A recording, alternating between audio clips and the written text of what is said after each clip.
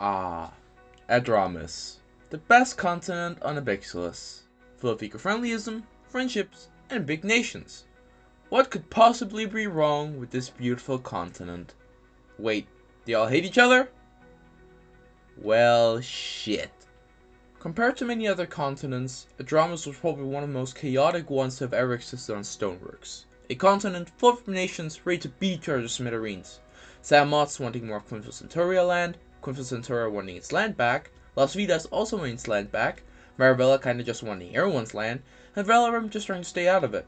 A continent like this would look to be a complete battleground, so as you expected, they all didn't go to war, and instead decided to overthrow those terrible leaders and unite, creating a democratic utopia where everyone can be happy. And Valdrich ain't joining. They're anti-democratic, and they want the drums to die.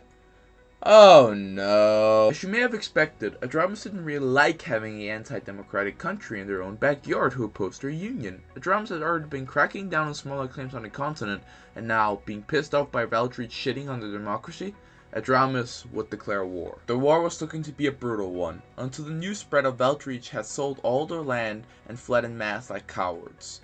This would look good, maybe. A new democratic favoring guy would come, and it's another democratic hater.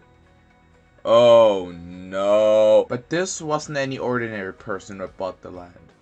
This was Fenlish, a person who would terrorize the continent for months.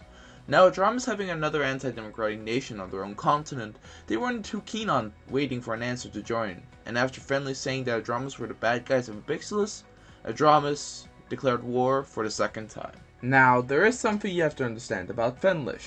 Fenlish had a little Adramian friend called Bogdan, and Bogdan was the type of guy to jump off a building if Fenlish did the same. So in response to the war declaration, Bogdan, with the state of Adravir, would declare splitting from the USA and joining the CSA.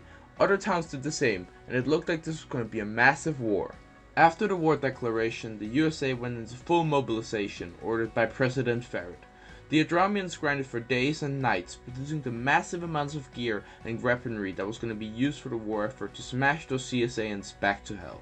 The Adramus war plan was pretty simple. It consisted of doing a technique called island hopping, where one claim after another would be captured until the capital of the nation would be captured. After months of preparation, the day finally came, when the Adramus soldiers engaged the CSAans and crossed over into Kaitau.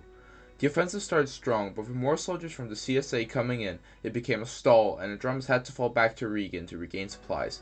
The initial battle had been a success for Adramus, but there were more to come. The CSA had a specific plan in mind to win the war: push into Regan, splitting the Adramus forces in two, and then strike the smaller state of Las Vidas to win the war. The CSA had already tried infiltrating Las Vidas to spread fake news to join the side of the CSA, but the spies blew their cover by drinking themselves drunk in front of the leader of Las Vidas, Troy. After another month, the next battle would start, but this time it was the CSA that attacked Regan with a force 3 times the size of the defenders. It seemed that this battle was already a lost one, but the well-trained Adramian soldiers made an encirclement movement, trapping the CSA and winning the battle in a full-out wipeout victory. At this point, the war had been going nowhere, and it was still a mystery who would win, with the CSA outnumbering the Adramians 3-1, but the Adramians being better geared and trained. It just depended on who would fall first. And the answer was the CSA. After a tactical infiltration of Kaitahu, a Adramian spy was able to assassinate all the leading figures in the CSA government, leaving them full disarray and vulnerable to attack. When these news reached the Adramians, they immediately attacked, crushing all the remaining forces in the city, capturing it, ending the war. The peace deal saw all of the land be given back to Adramus and more, though some towns didn't want to join, and it would lead to a lot of bashing down from the Adramians in the coming future. The war had been costly, with millions dead and countless homes destroyed, but the war had proven to the world that Adramus was a powerhouse that would come to dominate the foreign affairs of Abixilus. Now the proud flag of Adramus waves in the north as a show of strength and appreciation for those who gave their life to this cause. God bless the USA.